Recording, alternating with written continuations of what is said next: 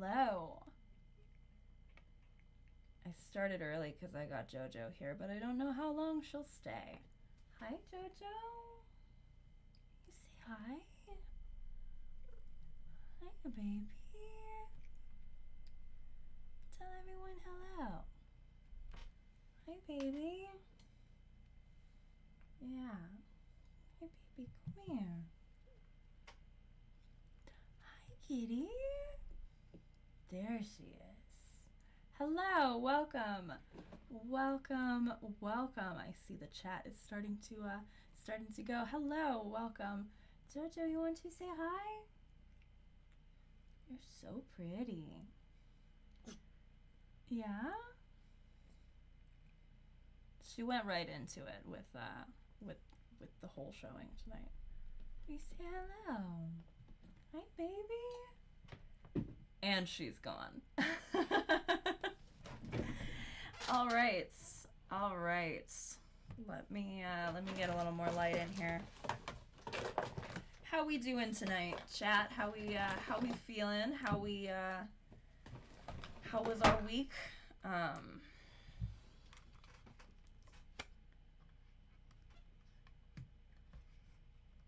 My thing is, I don't know how long I want to go tonight, which is why I didn't schedule this to be the Baldingo. I do want to watch The Proposal and do a Baldingo for The Proposal. Also, how's my sound? Am I quiet? Do I sound good? I forgot to double check on the sound before I started, and now I feel like I might be a little bit quiet. Let me mess with this a little bit. Yeah, I think I am. Okay. From previous notes, I think maybe I sound better now. Does this help that I turned it up a little bit? I turned it up from like 14 to 50. So there should be at least some level of difference here. Perfect. All right. Is it still quiet? I can turn it up a little bit more. I don't want to blow out anybody's. This is 66. How's 66? Better. Oh, I think I'm turned down a little bit in here too. Okay. This might be as much as I mess with it.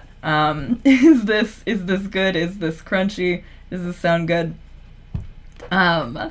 Perfect. All right. Awesome. I'm glad it sounds better. Yeah. How's everyone doing? I've been rewatching a really silly MTV show called Finding Carter from 2014, 2015, I think. I'm pretty sure. I think season 1 was 2014 and season 2 is 2015. But I have been watching I've been rewatching this show that I watched the first season of forever ago, and then I feel like I watched the second season of at some point, but that I just don't recall. And it's one of those things where you watch 12 episodes of a shitty teen MTV show and just so much happens. So I think it might be fun to make content talking about Finding Carter. Chat is a little more behind than usual. Okay, I can try to see what I can do here. I'm not sure if it'll help, but I'll refresh this maybe. Maybe that'll help. I'm not sure. But yeah, I had brought up Finding Carter to Little Shop of Alley in a conversation about shitty teen shows. And then I was like, wait, is this as bad as I remember? And then now I've been watching it. Oh, I just mentioned you. Hello, Little Shop of Alley. She's in my chat right now. We were talking about terrible teen shows, and I was trying to summarize some of this, and then I was like, there's no way I'm remembering that right. And then I was. So I started rewatching, and then I've been making really bad sleep decisions this week because I keep watching a lot of episodes of this really terrible MTV show, Finding Carter. So I do think I want to talk about I want to talk about this terrible show in its own video, and I'll probably be making Patreon content about it as I continue to watch, because I think that's going to help me like pull my thoughts together about all the so much that happens in that show. But if anybody else is into like just really bad, it's really bad. If you don't remember, you might remember if I talk about the commercial, because I think that was Allie's experience. It was a show where it was like this spunky teenage girl, and then she finds out that the woman who she thought was her mother is not really her mother, but her kidnapper. And the show is about like Carter having to go back to this family that she was like abducted from when she was 3. But because it's an MTV show for teenagers, it goes off the rails like a million times. You're at like, your main character is in a coma of an unspecified length, like 4 episodes deep, because they're like already running out of shit to do. It's a lot. But I've been enjoying it. I wish that there was like a Netflix version of this show that had come out where they used like all the same character archetypes, because I really love all the shit that's going on. But because it's poorly made MTV slop for teenagers, they don't care about their own continuity. I just filmed like a 15-minute Patreon rant about this, but I'm still thinking about it. But there's a scene in the first season where the parents of like the twins and then the younger sibling of this teenage girl who had been kidnapped, because she was a twin, and she only kidnapped one twin, and the other twins stayed home. And so, oh man, there's like a line between the parents where they're talking and they're like reminiscing about their wedding, and he's like, "Oh, I would have married you even if I didn't have to, even if you weren't pregnant and the size of a beach ball." And I was like, okay, that's cute. I file that away in my head for like, okay, they had a shotgun wedding and also an unplanned pregnancy. Like, that's a cute little piece of dialogue to give me a lot of information about this dynamic. And then in season 2, they're like, actually, the kidnapper was the egg donor, because the parents were trying to conceive for 3 years, and then they finally they did IVF and they got an egg donor, and now the egg donor came and kidnapped one of the twins. And it's like, but you told me it was a shotgun wedding. You told me she was pregnant when they got married. Why? Who is out there engaged and doing IVF and then doesn't get pregnant until they're doesn't get married until they're already like visibly pregnant? Like, who is signing donor contracts together for an egg donor and not a married couple? Like, why would they have gotten married if they like, why didn't they get married before they tried to have a baby for 3 years? It was shotgun IVF. Like, I know the answer to my question is actually the writers forgot that they said that. Like, the show, I think there's like probably a couple of years between writing that one piece of dialogue and then realizing, like, it would be a great plot twist. And also them wanting to do the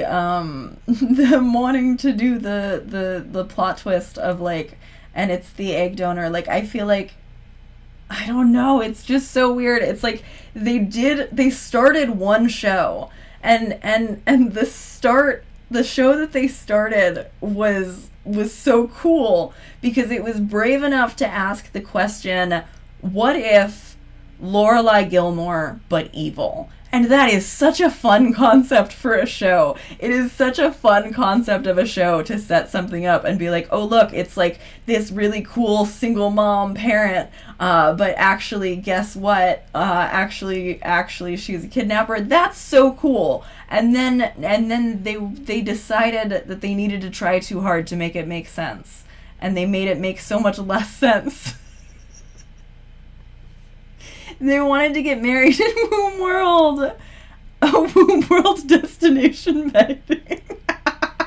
Oh, can I send my own emotes? I can. Okay.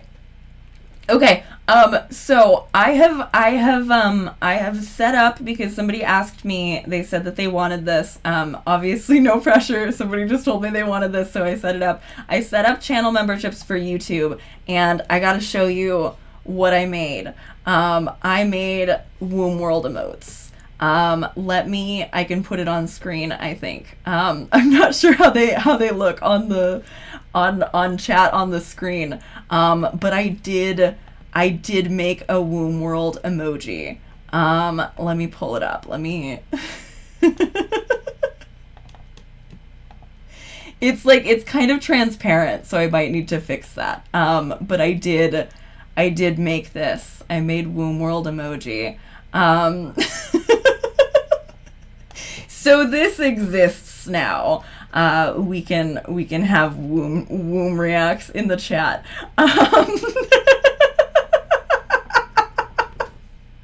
It's so silly. It's very stupid. I thought it was funny. The other two that I did is I just did like a lesbian heart and a little trans flag heart. But I thought Womb World emoji would be really funny, and it was pretty much the only thing that I was for sure would be funny. So we do now have Womb World reacts. And in case anybody has missed all of the other streams where I have begun by speaking about this, let me pull up. I have so many tabs open that I do not need, but I will show you this.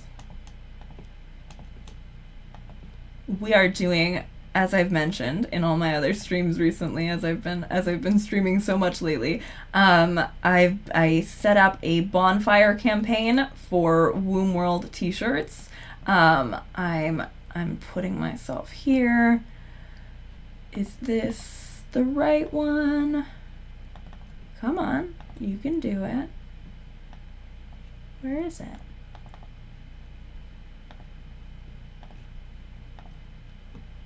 Okay, here we go. All right.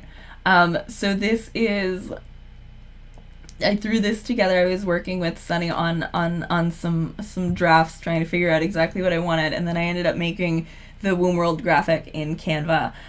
So this is kind of just something I threw together. I've been saying if we do like another run of t-shirts, we might do like a version 2 of I went to Womb World and all I got was this lousy t-shirt, if anybody has like a really great idea for a Womb World graphic.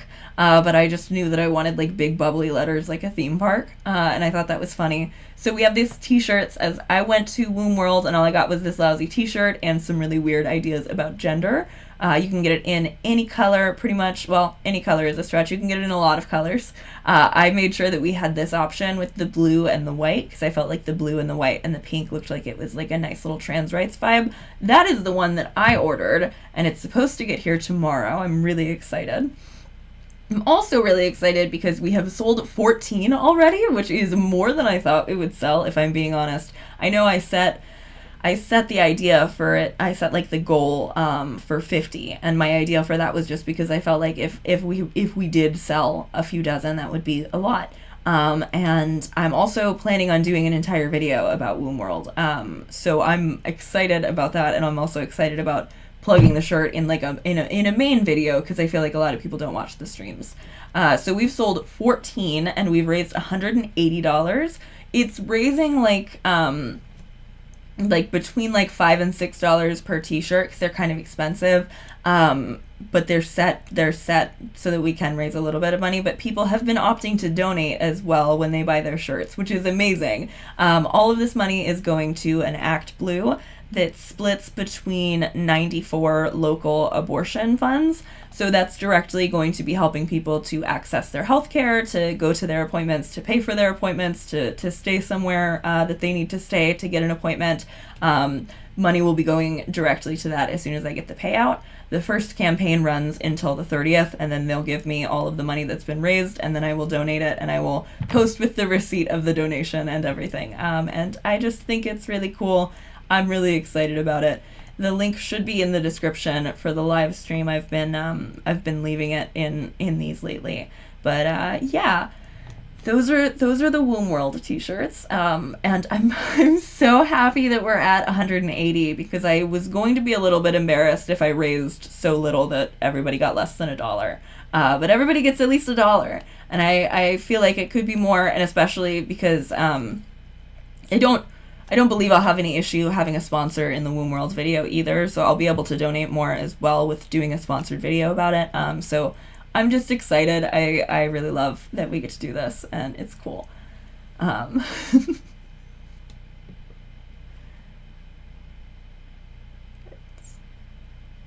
Just wait till the people who were so mad about the pregnant man emoji hear about this. Oh, I'm not sure. I should see if that fits as an emote, the Womb World text itself. I should check.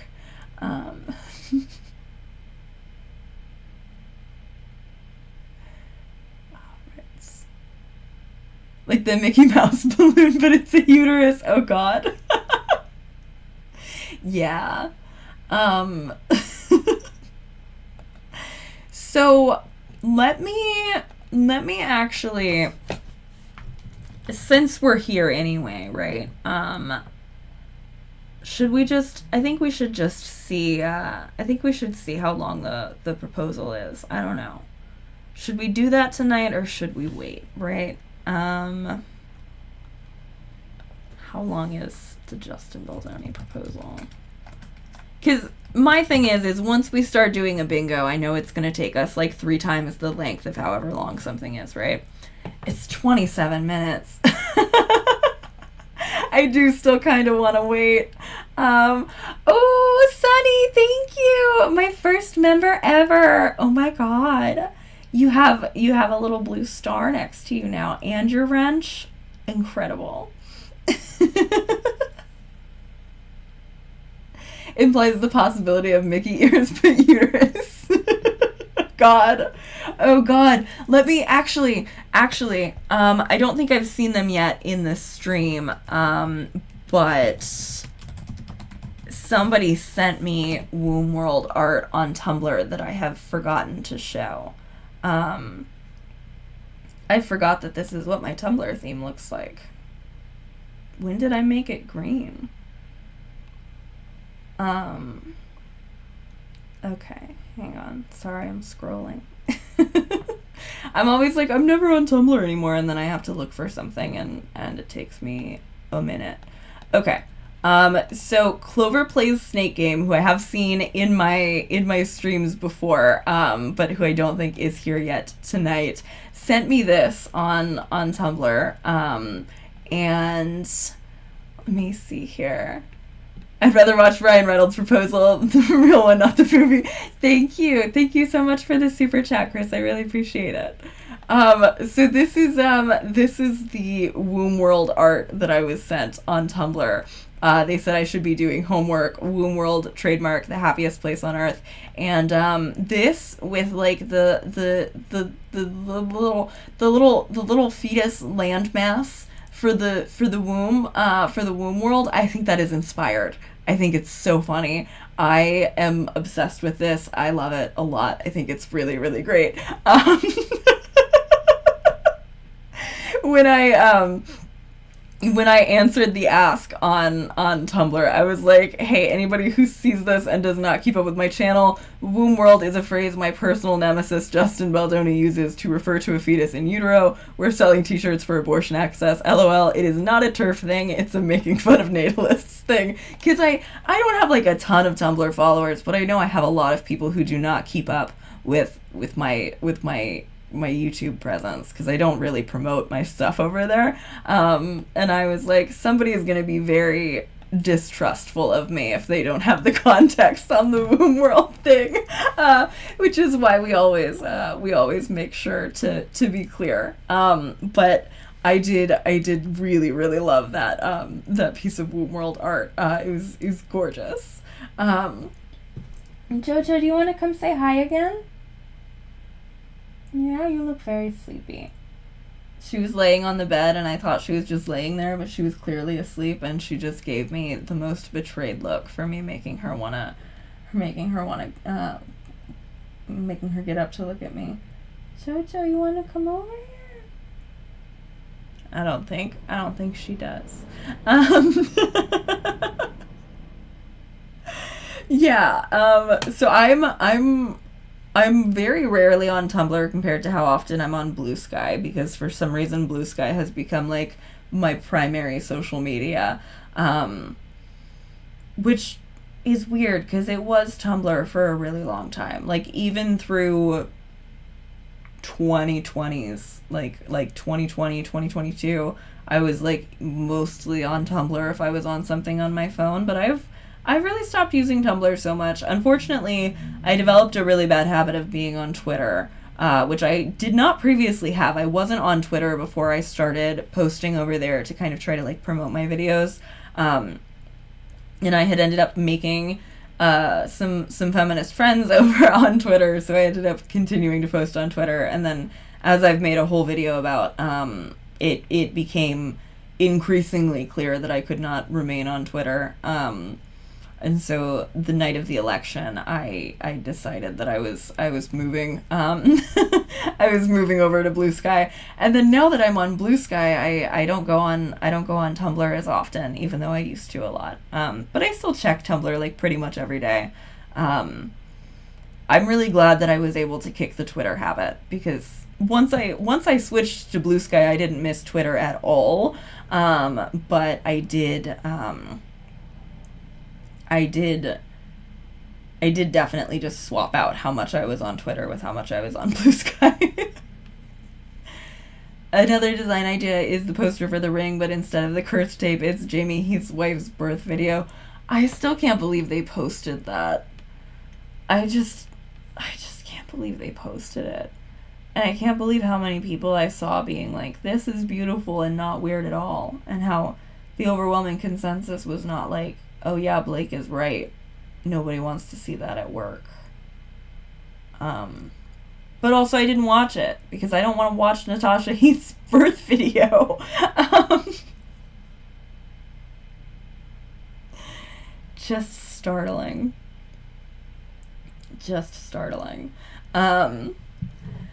Yeah. So I'm sorry that I didn't have much planned for tonight. I just kind of wanted to hang out a little bit. I wanted to socialize. I wanted to do my makeup to match this fish shirt, and then you can never tell. I feel like the glasses really cut it, right? Like that's why I do the underneath of my eyes too, because if I'm looking at you like this, it's like normal makeup, but like if my vision wasn't so fucked up, you would see so much more of what I'm doing with my makeup. Except my eyes are crossed if I'm not wearing these. I sit there and I do a whole thing and then it's mostly blocked. And then I got a comment on one of my videos where somebody's like, Is the makeup under the eyes intentional? Do people intentionally do their makeup to make themselves look sick? I've never seen such a thing, and I did not reply because I'm trying not to spend too much energy replying to assholes. A thing that I have varying levels of success with. But I wanted to reply, and I wanted to be like, it's not to make myself look sick. It's so that I'm unattractive to you specifically, and thank you so much for making sure that I know that it works, because I'm gonna do it more and harder. I'm gonna do way more makeup under my eyes now that I know that men who think that their opinion on my appearance does anything have a problem with it. I'm constantly telling other people with glasses to start putting makeup under their eyes too, because I think it looks great. It looks cool. The glasses like kind of like frame it in. And also, again, like you have less real estate when you have glasses. Your makeup makes it look like you have tinted lenses. I love it. Thank you. I saw somebody I saw like a Facebook reel of somebody doing like that exact thought process of like, you can't see my makeup on top, I'm gonna put it on the bottom, and I saw them do it and it changed my life. Changed my whole world. Also, people have been using makeup to make themselves look sick several times throughout history. Right. Yeah, exactly. Makeup and cleavage forever make them so mad. Right. Right.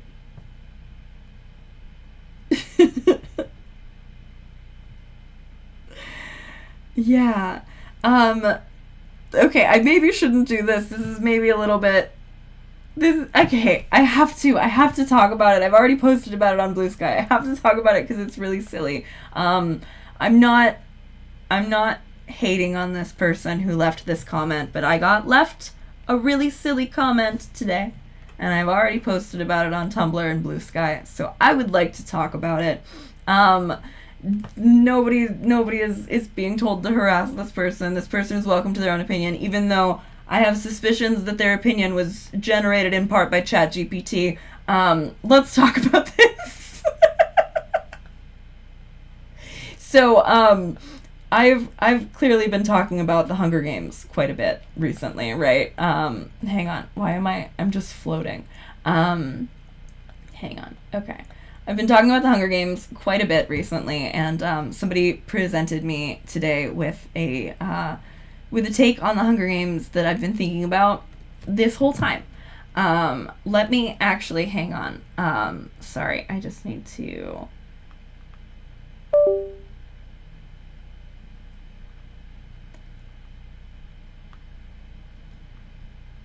Anyway, so they said, I'm a little bit confused The Hunger Games is still popular among left-wing people. Maybe the books are very different from the movies.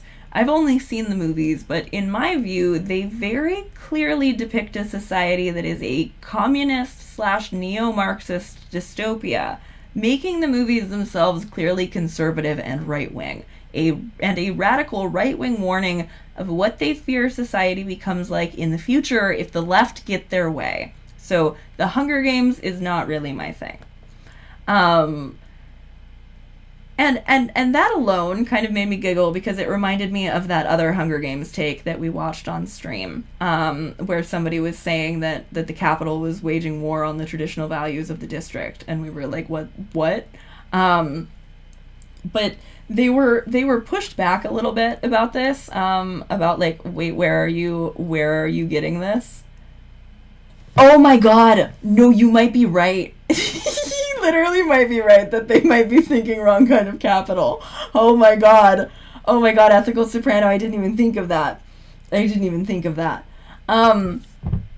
So they were pushed back on very gently by some of my other regulars, like Maggie and the Rosie. They both like left some questions, which I didn't screenshot in this because I was just giggling on my Tumblr. But so they're asked to expand, and so this is where I said I think ChatGPT comes in. Is we suddenly move into bullet points. I personally, I don't know how to format bullet points into a comment. I think you might need to be doing that on ChatGPT and then pasting it in, right? Could be wrong. This might not be legible, I'm sorry, but I'm still going to read it. In the Hunger Games movie, the regime uses communist iconography. Red flags / big red banners with yellow symbols on it are specific to communism. The yellow symbols even have the wreath of wheat that is also specific to communism.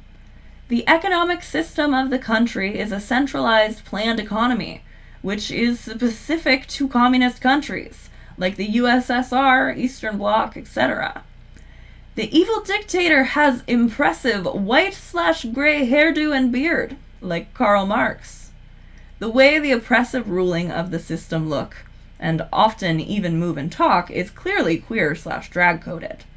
Just as is the case traditionally with conservatism and fascism, the movie depicts people from rural area as authentic and moral, while the city is depicted as decadent and, in this case, well, queer.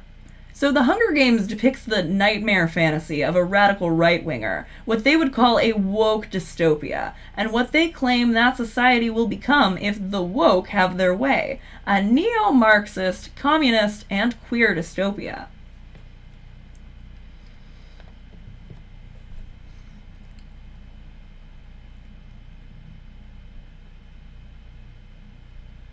Famously, any other old man has never had gray hair nor a beard. Right, I think ChatGPT was they were consulted, and then some of the points were edited to be made a little bit less complicated. They were simplified a bit. They heard Hunger Games and thought, oh, the bread lines? The bread line? You're making fun of the bread lines? Everything you just said is antithetical to the Hunger Games.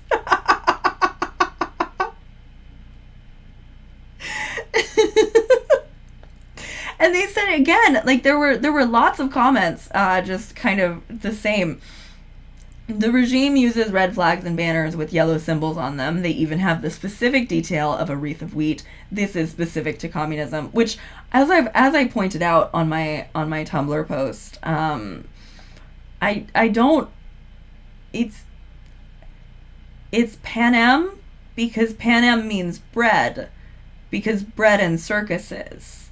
Like I literally, you were like, oh, bread, like the bread lines, like the communist bread lines. This is about communism.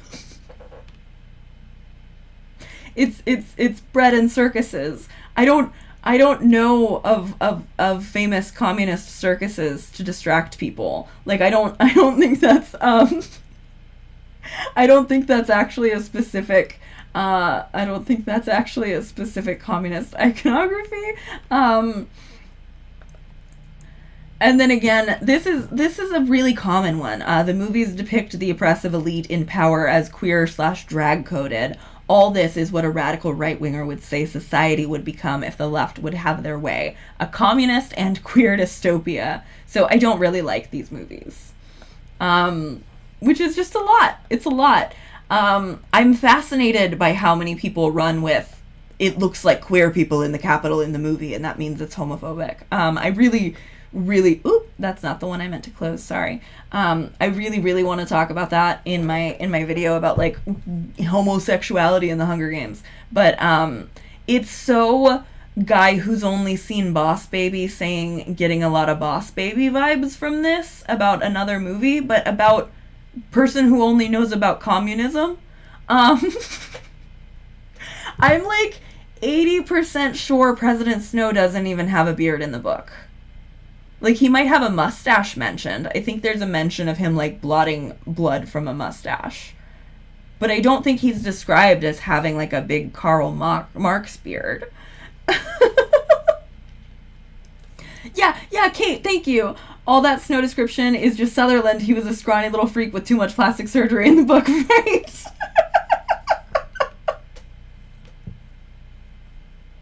Right. It's so clearly,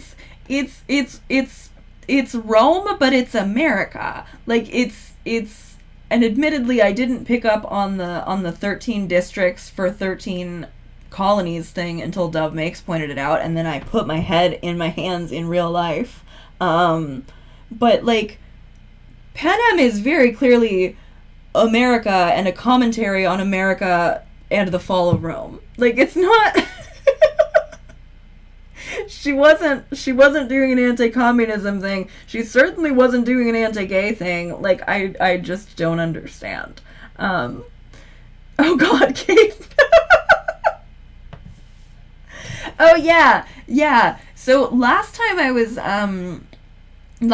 streaming about Hunger Games casting, I was saying Ralph Fiennes, and people told me that it's Raph. Is it Raph Fiennes? They cast that guy.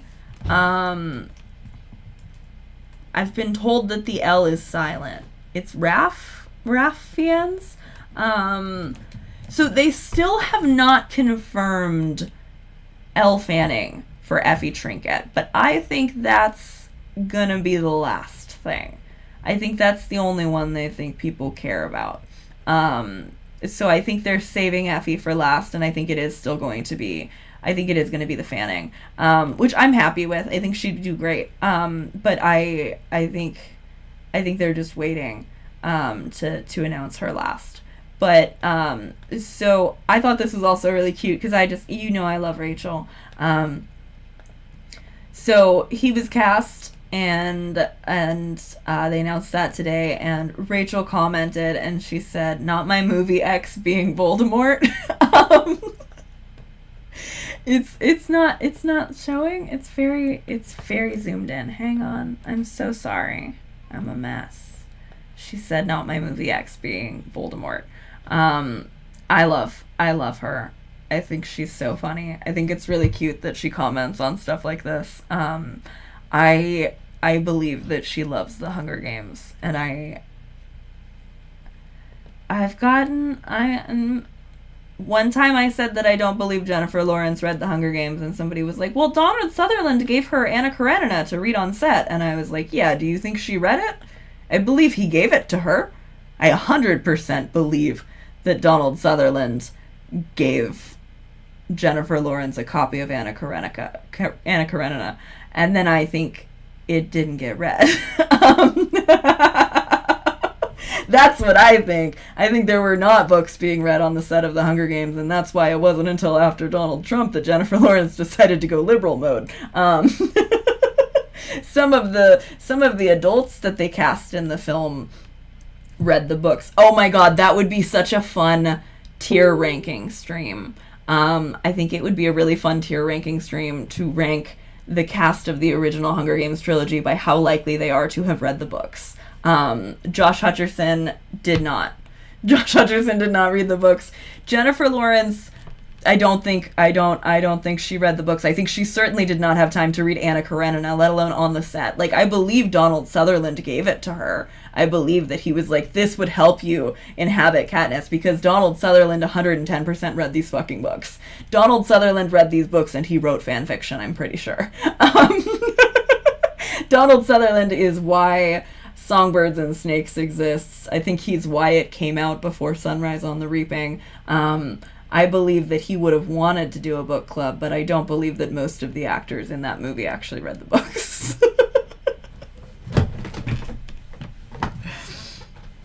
Josh Hutcherson had bleached hair and a dream.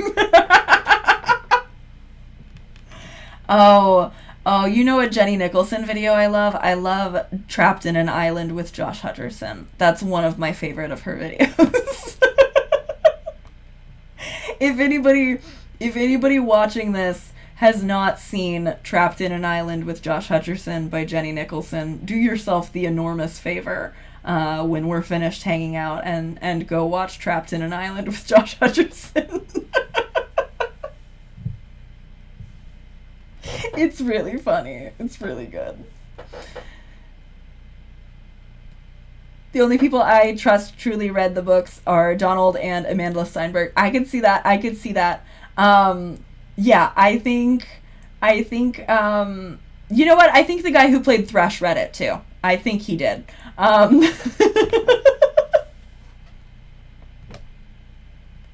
I think the guy who played Thresh, I've said this before, because I was thinking about it so much when I was working on my video about epilogue, so I was thinking about Rue and Thresh so much.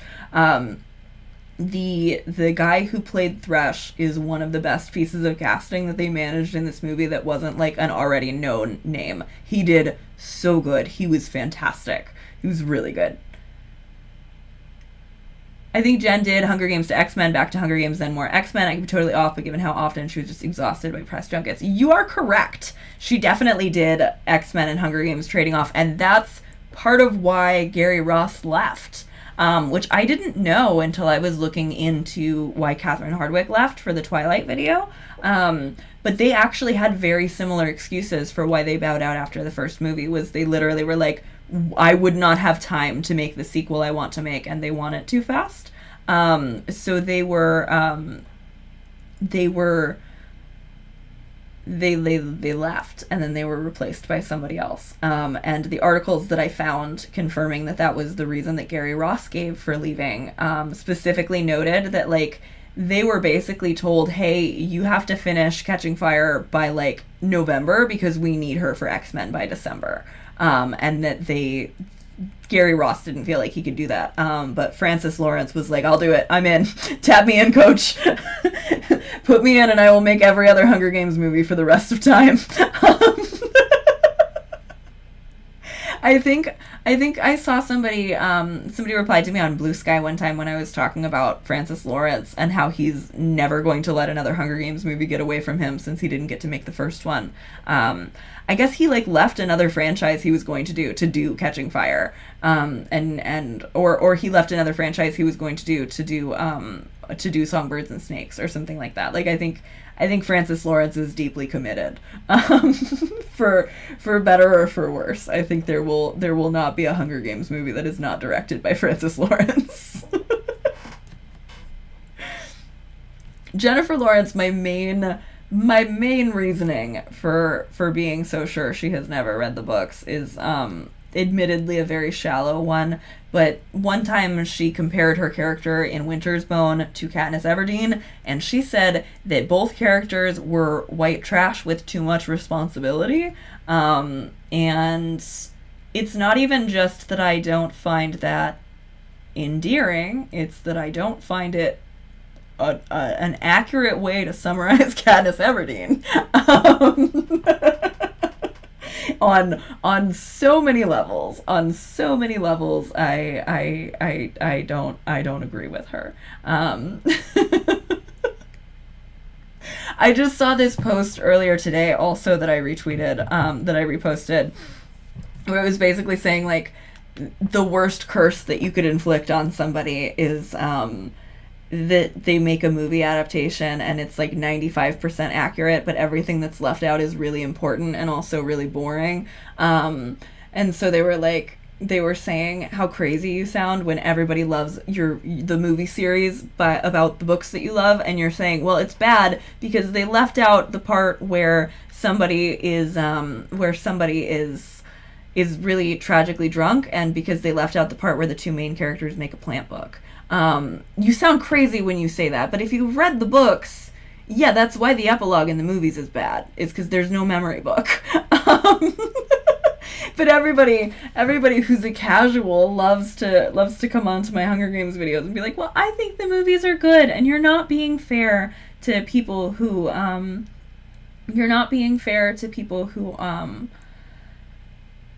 who didn't read the books, because they could probably keep up just from the movies. And I'm like, but the movies are not good, is the thing.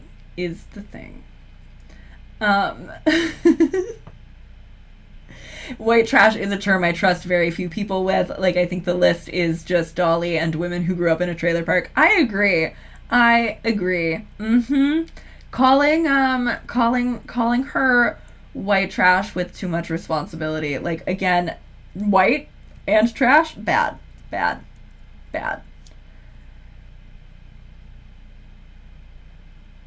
Kate, I didn't even think about the fact that they might... Do you think they're gonna put Jennifer and Josh in the end for the epilogue? I didn't even think of that. We might get the memory book in the epilogue of the Sunrise movie. 'Cause, like, how else would it end if they didn't do the epilogue? No, you're right. I mean, do you think that they will have thought that Jennifer and Josh have just aged enough to use them again? Like, I doubt that they would recast a Katniss and Peeta for just that one scene. But also, literally, how else would they end the thing? The books aren't hard to read or dense or anything. There's just so much context and motivation left out of the movies that it feels hollow in comparison. I completely agree. Yeah, Peta's leg. I will never get over Peta's leg just like not being a factor in the movies. I don't like that. I don't like it at all. Um, I think I have seen headlines where both Josh Hutcherson and Jennifer Lawrence have been like, "Well, if Suzanne Collins writes another book, I'll do another movie. That would be great." Which, again, makes me think that they haven't read the books. Uh, uh, which like is fine. But I I don't know. I guess they are technically at the very end. I could also see them just reusing clips from Mockingjay Part Two, which would be a bummer to me, but would be, I guess, fine. Um, Josh literally looks the same to me. Josh Hutcherson, and I don't mean this as an insult. I just mean it as a statement of fact. Josh Hutcherson looks like if a Squirtle was granted a wish to become a real boy. Um, that's just what he looks like to me. Um,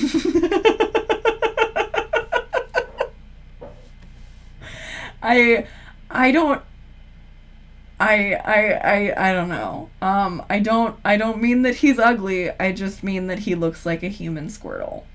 I've never been able to get over that.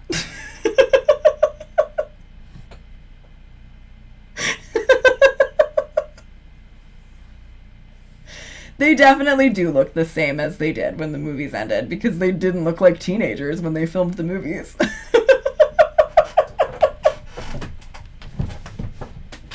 He's a living Lego man. I heard he was good in the Five Nights at Freddy's. I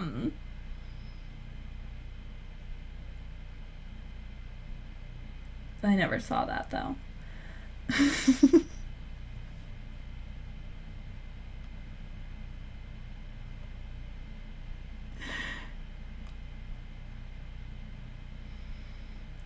Yeah, he's good. It's not a negative. It's not. It's just how. It's just the structure. Um, I think I saw him in something that I thought he was good in, but I cannot remember what it was.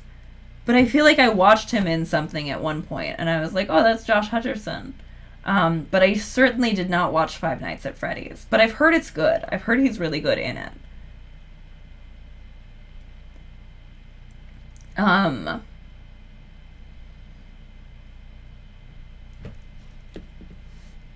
I didn't know I didn't know that there was Jim Henson puppets in Five Nights at Freddy's. That makes me more interested, honestly. I've never played the game either. I loved Zathura. If I'm being honest, I loved Zathura. I also really liked Bridge to Terabithia. Um, that was a good movie. That was a sad movie. That's a fucked up movie. But it's good. I think sad stories for children are important. And so I quite like Bridge to Terabithia. I remember reading the book as well for Bridge to Terabithia. And I don't remember having any qualms with the film adaptation either. I think that was a pretty good film adaptation, as far as I'm remembering at least. Um, yeah. What I don't know the context of is the like whistle meme with Josh Hutcherson. I have no idea where that came from.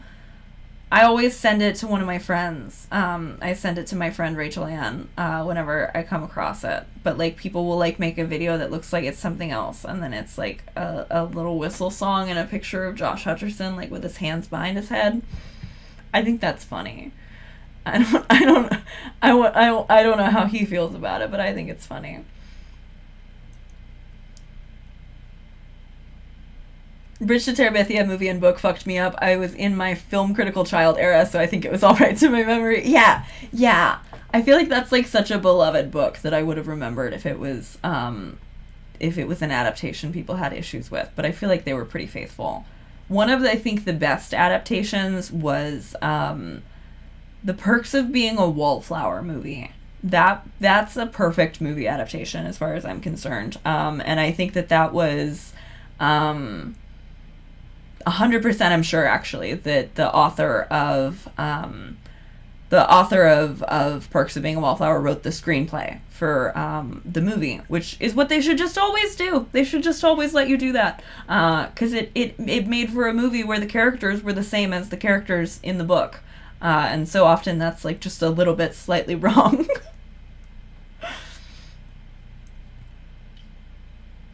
I rewatched Perks again recently, and man, it slaps. I want to rewatch it. It's really good.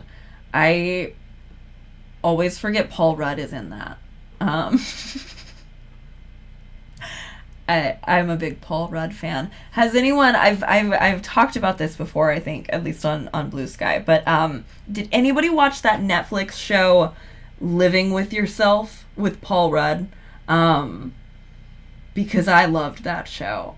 I loved that show so much. It was such a fun and cool concept. And then I got really really into Severance as the new season was airing this year, and I kept thinking about Living with Yourself as I was watching Severance, because I feel like Severance is the first show that has ever not only scratched but like surpassed my Living with Yourself itch, where it's like I want to watch something weird and complicated that's just gonna drop me in and make me catch up, and that's 100% what Living with Yourself does. It's about like a company that like clones you, except for the guy doesn't know whether or not he's the clone or the other guy is the clone, because they have the same memories. It's really weird. There's like a very small handful of episodes. It ends in a way that's really exciting to me personally, because I didn't think they were gonna go there, and then they did.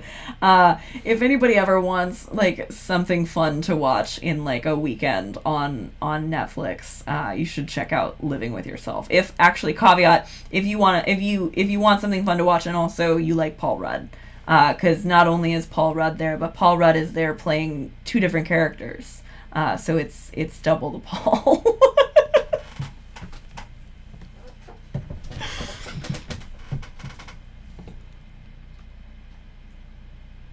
When I think of Josh Hutcherson, I think of rock pita, and I die a little inside.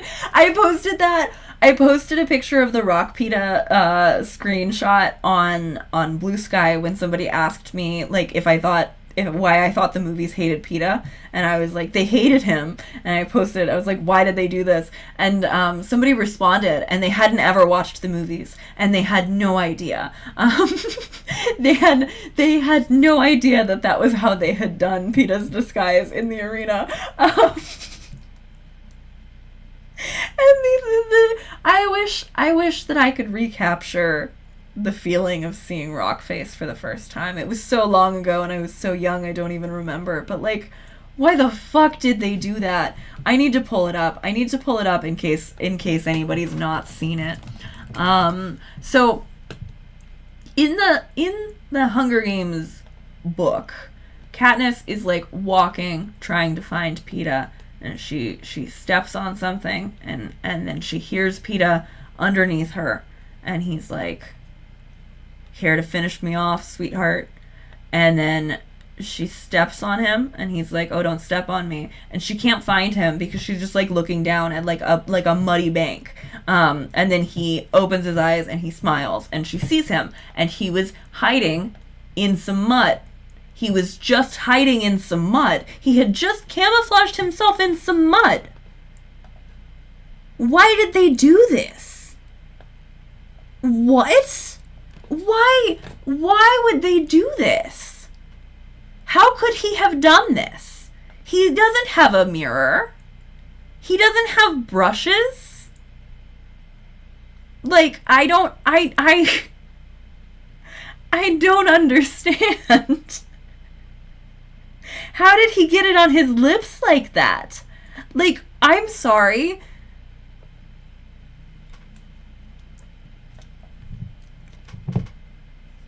One time, somebody who knows that I really like the Hunger Games, okay, I shouldn't say this, but I'm gonna say it.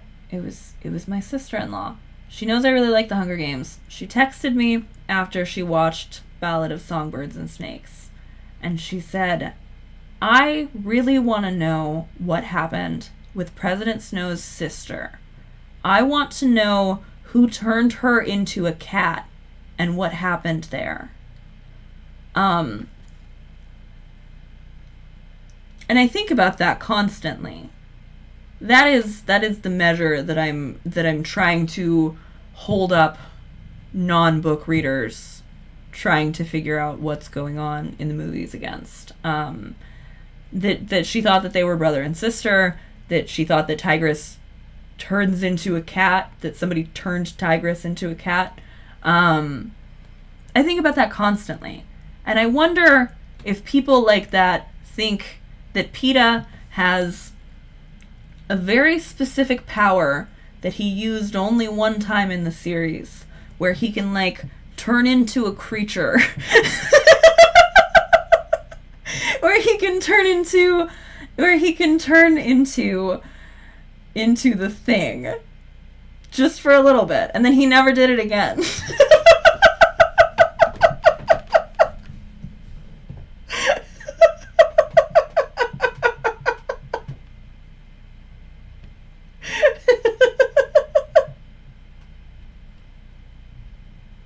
He can shapeshift, but only into rocks and only once.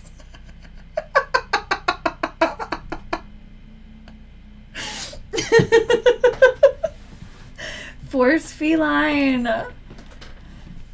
Tigress is a poor little meow meow. Wow. Wow. Wow.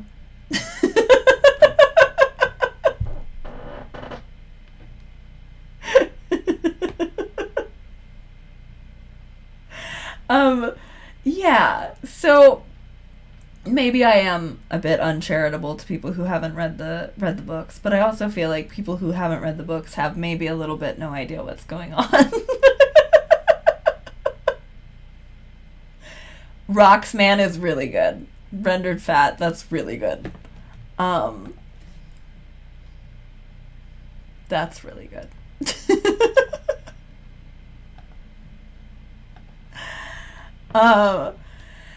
Yeah. So I saw chat about the Maze Runner. I never read the Maze Runner, but I trust my best friend's opinion, and my best friend thinks the Maze Runner is really good. So if you're looking for an outsourced opinion, you can't quite outsource it to me, but I have heard the Maze Runner is really good. I know that's the one with Dylan O'Brien in it. And they put that other guy who looks like him in the Percy Jackson one, so it's all split. That's the extent of my knowledge about the Maze Runner. If I'm being so real, if I'm being so honest, I did not read the Maze Runner for the same reason that I did not read, what was that other one called? Percy Jackson, that I just said. I did not read Percy Jackson because the only woman that I heard about in Percy Jackson was Annabeth, and also that Percy had a mom, and I was like, if the only woman is a girlfriend, I'm not interested. And I didn't even know the name of a girlfriend in the Maze Runner. Are there any women at all in the Maze Runner, or is it all boys? It's like an island of, like, it's like a Lord of the Flies thing, right? Is that true? It's only boys in the Maze Runner, right? Like, there's not girls, or are there Maze Runnerettes? I'm not sure, but I didn't even have any level of Tumblr osmosis of, like, a named female character, and so I just couldn't make myself be interested. I know that people say, thank you for catching runnerettes. I thought that was funny.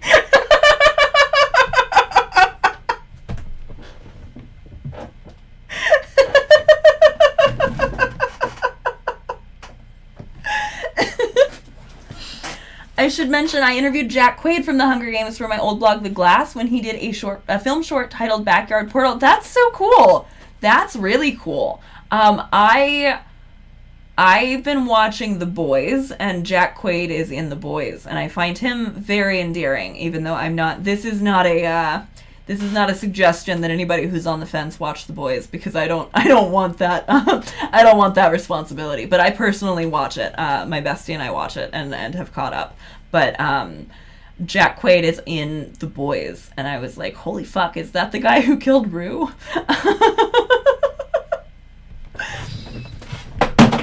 I will say I heard Percy Jackson was written to give neurodivergent kids something, so I gotta respect that. Okay, let me amend my statement, actually. I didn't read Percy Jackson because I didn't want to read something if I only knew that there was a girlfriend, but I grew older and I learned more about the guy who wrote Percy Jackson, and I wished that I had read Percy Jackson.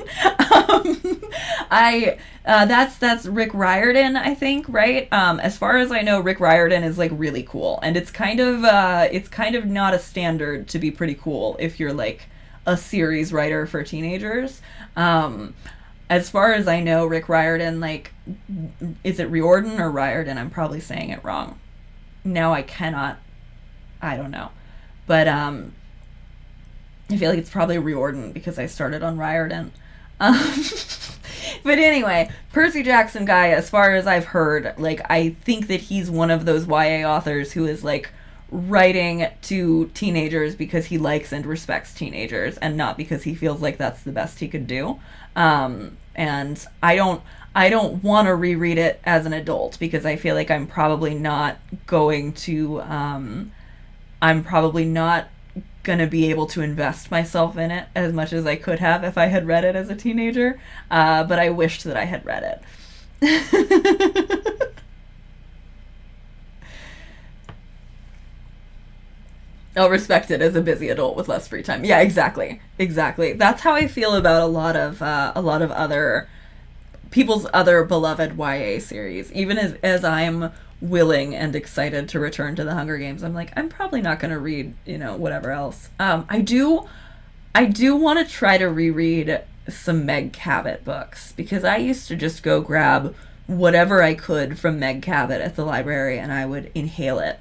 And I would love to know how the Princess Diaries books hold up as an adult. I think that would be interesting.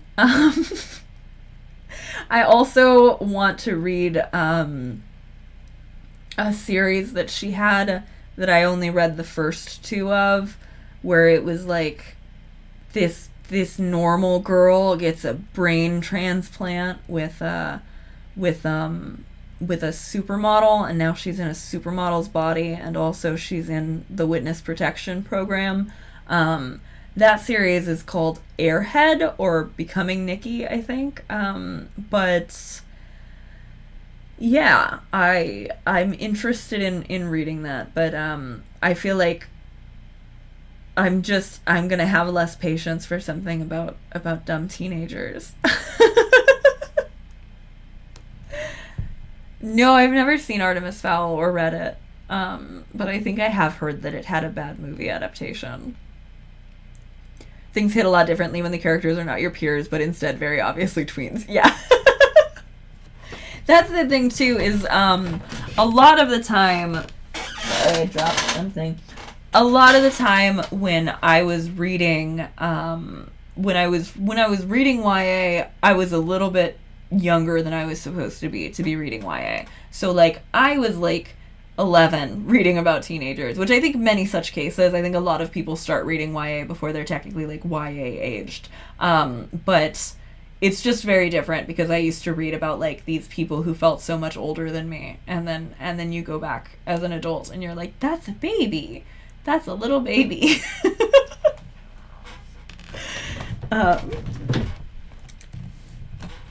But yeah, I think there's like 13 Princess Diaries books or something like that, so that would be such an undertaking for a video, which is why I have not started it.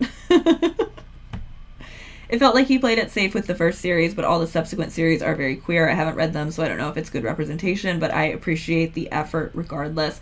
I appreciate that too. I really agree. Like, I haven't heard people saying it's really bad, and I feel like I would have heard about it by now if it was bad. But I appreciate that he tried, and that's actually like that's kind of what we're seeing with Suzanne Collins too, where she didn't have queer characters in the original series, and then we have kind of like some new characters, some like actually making of explicit of like that there are gay characters, and also that there are homophobic laws on the books, because probably there's less oversight both for being an established author, and also you're just more allowed to have gay characters now. I reread Divergent after Sunrise on the Reaping just for shits and giggles, and it was even worse than I remembered. So I've been saying very confidently that I thought that Divergent came out after the Hunger Games movies started, and it turns out Divergent was published after the Hunger Games series ended, but before the movies started coming out, which I had no idea. I had no idea that the Divergent was before the Hunger Games movies. But that made me feel like I should maybe reread it so that I can be more fair to it. Because I've had a completely wrong assumption about when it came out. But I feel like it's going to be such a slog to get through. Same reason that I was like, let me just read a bunch of academic papers instead of reading Twilight.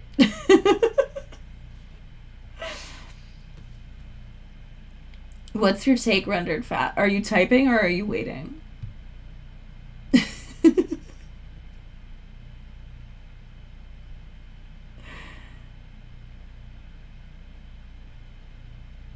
I've only seen FMA Brotherhood, but I feel like FMA would have killed it as a Western YA series, like in another universe, it's someone's Hunger Games.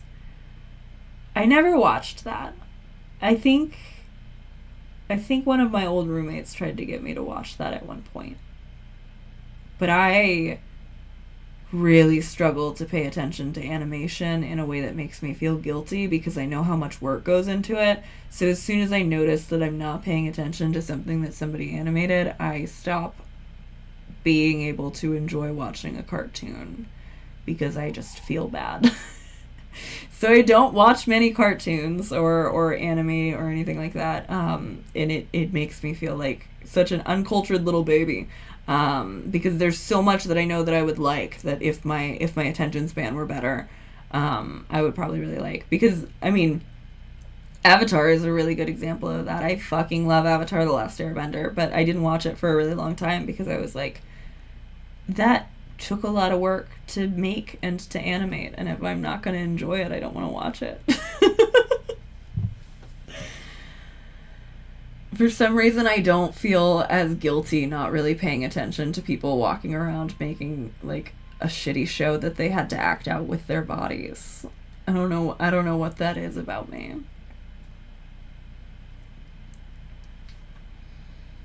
Rest in peace, Veronica Roth. Her books since have been pretty good, and they don't get a fair shake because of how bad Divergent was. Divergent was made to make a series. This is just, again, I'm saying this having not reread it, but like this is my vibe on this. I feel like Divergent was made as a series that was fun to pitch because it would sell a lot of books, and then it didn't have enough footing to be like a series that people come back to and love and reread. Whereas like The Hunger Games is a trilogy because it took Suzanne Collins 3 books to do everything she wanted to do. Oh my god, Little Shop of Alley. I loved Powerpuff Girls when I was a little girl. I would like to rewatch some Powerpuff Girls at some point as an adult. I have not. But Mojo Jojo was famously in my family. Mojo Jojo was one of the first words that I knew how to spell. My older siblings would ask me how to spell Mojo Jojo, and I would spell Mojo Jojo, and I would be very proud of myself. I also remember being able to spell computer, and that being very impressive to people in my family.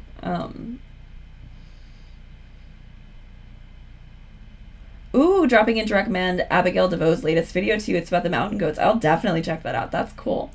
Bubbles was my favorite too. I had Bubbles stuffed animal, like a stuffed doll of Bubbles. I had like I remember going to like Blockbuster or something and getting one of those, like, it's like a juice bottle where they have like the character on top, and it had Bubbles on it, and I would just drink water out of that for like years. Mine was Buttercup. That's a very, very valid one. I'm not sure I know anybody whose favorite was Blossom. I feel like it's always either Buttercup or Bubbles. The guy who voiced Mojo Jojo also did the original Scream Ghostface voice. I didn't know that. That's very interesting. Not me joining to flashbacks of the Divergent film. Oh God. I just always think about the fact that they never even made that last movie. Can you imagine? I cannot imagine how bitter I would be if they made me two Hunger Games movies and then the third one never happened because they tried to get the actors to do a freeform show instead and the actors said no. I would be bullshit for the rest of my life.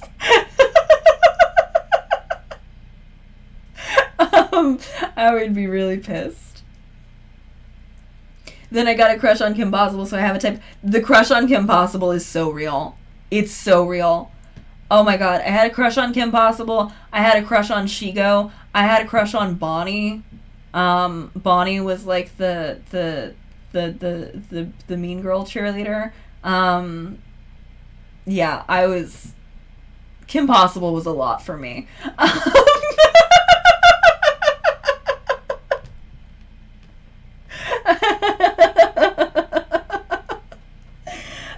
I was very into Kim Possible as a child, in ways that took me a long time to unpack. But also, I think it's just a genuinely good show. I think it's funny. I'd love to rewatch. Oh my God, Monique! Yes! Oh my God, Monique! And that was Raven, right? Yeah. Yes, I forgot about Monique. Oh my God, good correction. Yes. Why was she in a crop top if not for me? Specifically, exactly. Splitting the last mistake was a mistake. Splitting the last movie was a mistake as an industry. It was, and like Harry Potter did it, and I never had an opinion on Harry Potter doing it because I don't give a shit about Harry Potter. I never read the books. Twilight did it. Twilight did not need to split. And I didn't really think about that until I rewatched the last two Twilight movies for my Twilight video. Twilight, not enough happened. Not enough happened in Breaking Dawn for it to need two movies. And then I believe Kate said that not enough even happened in the last Harry Potter book for it to justify two movies. I don't even think Mockingjay needed two movies, if I'm being honest. Like, you could have, if you were going to split if I got my way, if we lived in Ophi land, you split Catching Fire into two movies, and Mockingjay is one movie. And I'm being so serious. Give me everything leading up to the pulling of that card for the Quarter Quell. Give me a whole movie about that. Show me the victory tour. Show me, show it all. That would have been cool. But it does work okay as one movie. But like, there was enough in Catching Fire, the book. There's enough in Catching Fire, the book, that they could have split. If they were splitting based on in which book does the most things happen, Catching Fire. I love the last Twilight movies because I never read the books and went into them blind as a favor to a friend. What a wild ride. Incredible. That sounds very fun. I always had a girl crush on Raven in That's So Raven. Her outfits were iconic. I loved That's So Raven. I really loved That's So Raven. I can never remember the difference between Allie and AJ. I think Allie was the one who was in Phil of the Future. I really liked Allie and AJ. And I liked the girl in Phil of the Future. I liked I liked their Disney Channel. I liked their DCOM cowbells with the sisters, the Mashaka sisters. Um, yeah, there were so many good candidates on Disney Channel at the time that I was a child to have crushes on.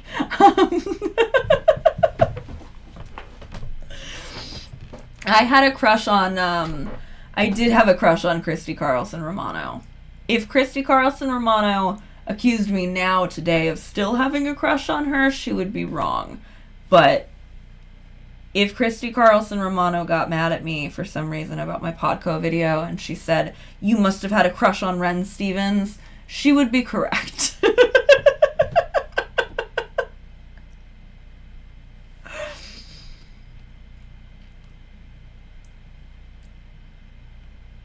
I did watch Life with Derek. Life with Derek would be a really interesting one to rewatch as an adult, I think. I really liked Life with Derek, though. It is... It's a Canadian show. I didn't know that for a while. I thought that it was like a Disney Channel original show, but I think it's just a Canadian show that the Disney Channel was airing. It's kind of the Folgers commercial, but a TV show. And I've seen conflicting information about whether or not the actors were really dating in real life. A lot makes sense if the actors were really dating in real life. They might have just had chemistry, though. I don't know. But Life with Derek is very interesting. I think about Life with Derek a lot.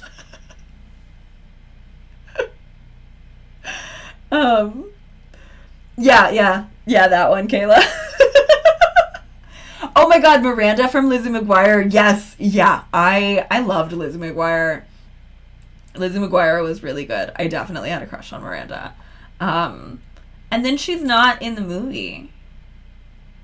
I can't remember what excuse they give that Miranda isn't in the Lizzie McGuire movie. Also, if you haven't seen the Lizzie McGuire movie in a little bit, and I think this will be our last topic, because I would love to finish watching You tonight, and we only have a couple episodes left, I think, so I want to get closer to the end. But if you haven't seen the Lizzie McGuire movie in a while, tell me if this is surprising to you, or if you remembered this. Do you remember how in the Lizzie McGuire movie she's like graduating and then she goes on a trip to Rome? She's graduating she's graduating middle school. She's graduating junior high.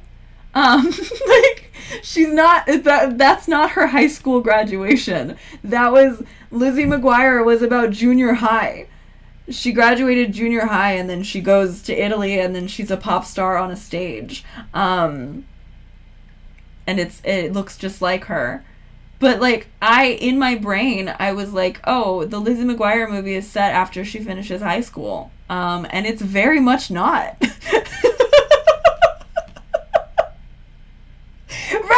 Right. Thank you. I'm so glad that this is as shocking as I thought. Universal 8th grade experience. They did look like high schoolers, and I don't know if maybe the thought was that they would have you like they would do the movie and then continue doing the show. Or what, but yeah, it's not her high school graduation, and I really thought it was. All right, yeah, so we ended up just hanging out for an hour. I think that I want to do, I think that I would like to do the proposal Baldingo maybe tomorrow. We'll see how things go and how I'm feeling. But this was really fun. I really appreciate everybody hanging out, and I love you. I'll be back again soon. It would be fun to do like just an entire stream talking about Disney Channel movies. Like, maybe, I bet somebody has already made like a tier ranking of them. And then I can just see ones that I've actually watched, and we can talk about them and rank them. I feel like that would be fun. Maybe that's an idea. All right. Yeah, well, I love you very much. Thank you so much for hanging out. Thank you for bearing with me. We need the Baldingo board is so good for the proposal.